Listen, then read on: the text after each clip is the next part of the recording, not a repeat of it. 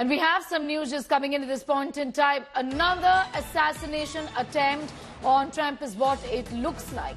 The shooting near Trump's golf club in Florida, firing while Trump was golfing in this particular club. Former President Donald Trump is safe. The shooter has been nabbed. Shooter was about 400 to 500 yards away from Trump is what we've been given to understand. That's the information coming in at this hour.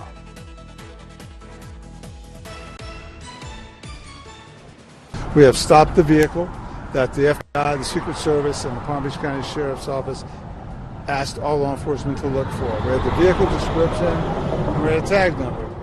We mobilized out on the interstate. Two of my marked units picked up the vehicle. We followed it for a bit. We were able to contain it using some of our bigger vehicles that we use for specialized stops. We got the vehicle stopped. Since then, the FBI and the Secret Service have responded to the scene. It does appear that we certainly have the vehicle involved in the incident at Mar-a-Lago, and we have the suspect that they were. I'm going to go straight across to Rohit Sharma for more details on that story. Joining us this morning from Washington, D.C. in the U.S. Rohit, give us a sense of what has happened there. This is extremely disturbing because this is the second time around that Donald Trump's life is being seen at risk.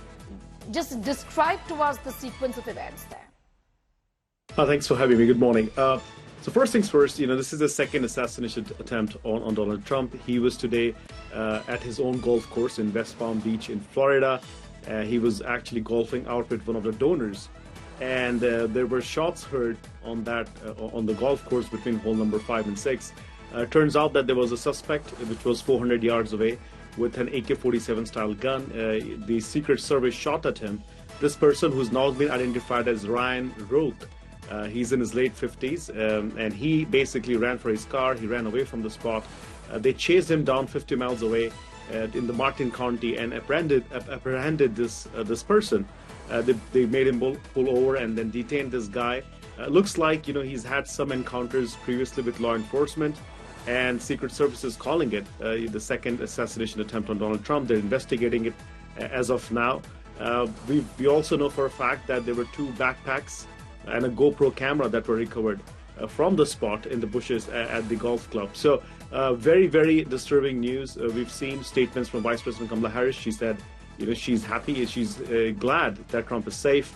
We've seen a long statement from President President Joe Biden, who's calling it a second assassination attempt. He told everybody that he's been briefed on the matter, and he's obviously happy that nothing has happened. Donald Trump, on the other hand, we are being told, is in high spirits. He tweeted, he posted something on Truth Social. He's trying to raise money off of this, and he mentioned to some of his family members that he was sad that he could not complete his round of golf. So, all in all, very surprising, very shocking.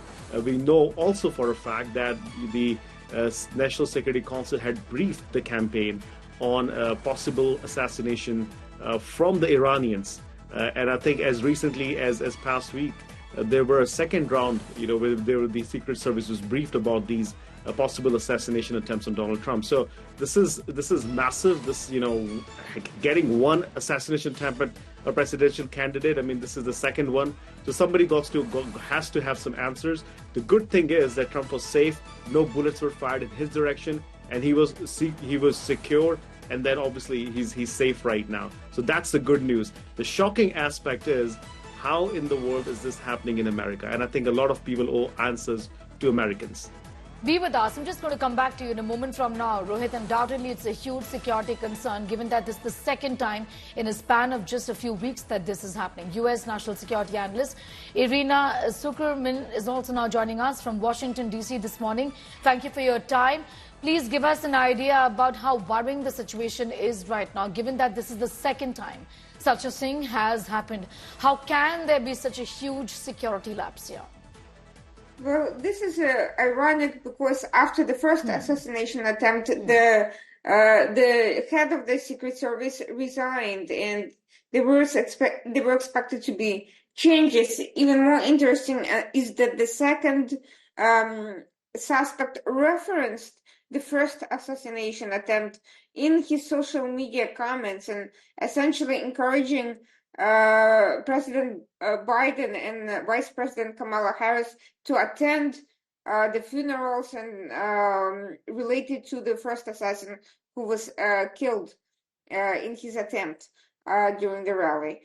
So we are seeing that there are red flags being ignored and very common security measures not being placed. The fact that he was able to get in so close to a presidential candidate after the previous security lapse indicates that the systematic issues with the Secret Service have not been fully corrected yet.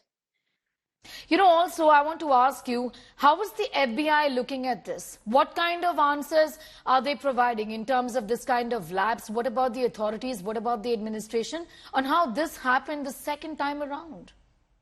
Well, the FBI is treating it as an assassination attempt. Of course, they quickly took action and took this whole situation very seriously. What's interesting is that when this individual was first noticed, he was the Secret Service agent fired at him but missed, and he was able to get away until he was apprehended. So that's another question.